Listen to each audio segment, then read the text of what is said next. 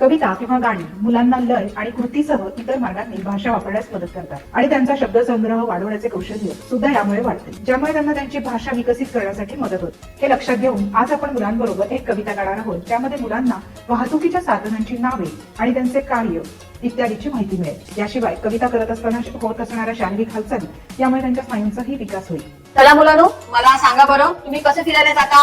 गाडीने, रिक्षाने, बसने. चला तर मग यांच्याबद्दल आपण एक आज कविता गाऊया आणि जाणून घेऊया की या व्यतिरिक्त आणखी कोणकोणती वाहने आहेत. रस्त्यावर चालते रिक्षा, रस्त्यावर चालते रिक्षा, इथून तिथे इथून तिथे घेऊन जाते आम्हाला. घेऊन जाणारा. रस्त्यावर चालते बस, रस्त्यावर चालते बस, पोहोचवते आपल्याला पोहोचवते आपल्याला सर्व ठिकाणांवर. सगळ्या ठिकाणाला.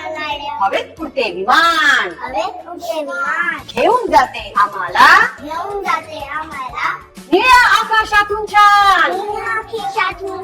पाण्यावर चालते जहाज, पाण्यावर जाते हात, घेऊन जाते सर्वांना घेऊन जाते सर्वांना समुद्रापार. समुद्रापार. रुळावरून धावते आघाडी, विमान धांटे कडी, घेऊन जाते सर्वांना घेऊन जाते सर्वांना. किती भारी. किती भारी.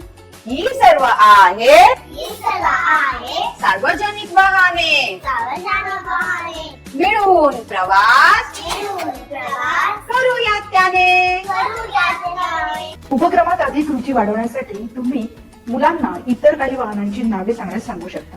त्यांना वाहनांबद्दल अधिक जाणून घेण्यास मदत करू शकता, जसे की वाहन कुठे जाते, किती लोक घेऊन जाते इत्यादी. आणखी कोणती गाडी पाहिजे तू? मेट्रो गाड्या. मला सांग, मेट्रो गाडीमध्ये किती लोक बसतात? खूप लोक. हा. ती कशी दिसते? गाडी सारखी. हा.